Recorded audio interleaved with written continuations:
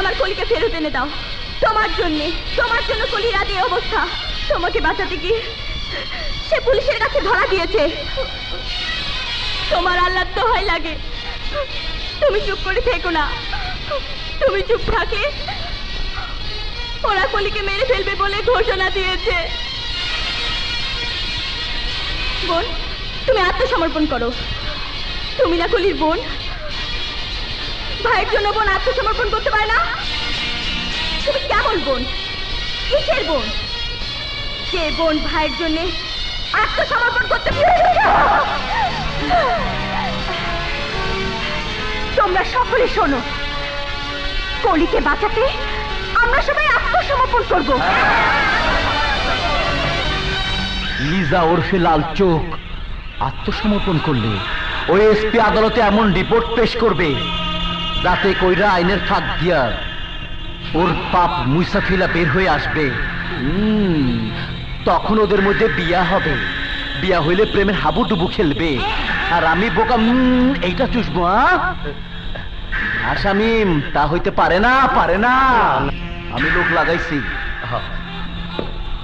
ওরা কখন কোথায় আত্মসমর্পণ করবে আমি সংবাদ পাবো। আমি সংবাদ পেলে তুমি সংবাদ পাইবা। ঠিক ওই সময় যেন থানায় এসপি না থাকে, কারণ আমার লোকেরা তখন থানার মধ্যে পুলিশ সাইজা থাকবে, তোমার কোনো পুলিশ থাকবে না। কিভাবে কি করবা সেটা তোমার ব্যাপার। কে বাতা নাও না করছিলাম কি ভাইজান, কামের সময় কাম করে দেবো, লজ্জা দিচ্ছেন কেন? আমিও শরম পাচ্ছি ভাইজান। তোগাবর থেকে ভুরো আছে নাকি যে লজ্জা পাবি? থাক থাক। বিপ্লব, হঠাৎ করে সালাম করছিস কেন? মা, লিজার ধর্মভাই কলিকে গতকাল আমি গ্রেপ্তার করে এলাকায় মাইকিং করিয়েছি।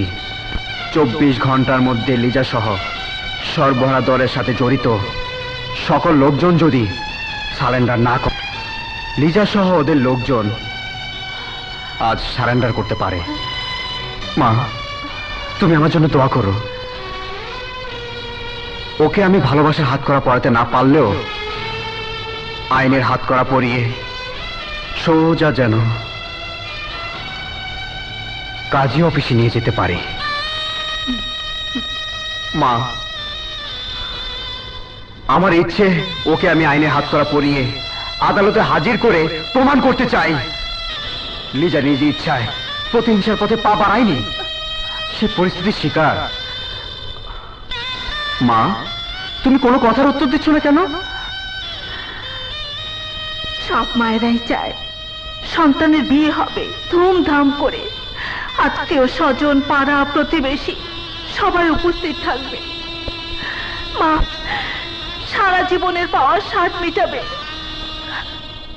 কিন্তু আমি এতই হতভাগী, সন্তান যাচ্ছে বিয়ে করতে আর মা থাকবে অনেক দূরে। তারপরও বিপ্লব, আমার তো হত সাথে সাথে রইল,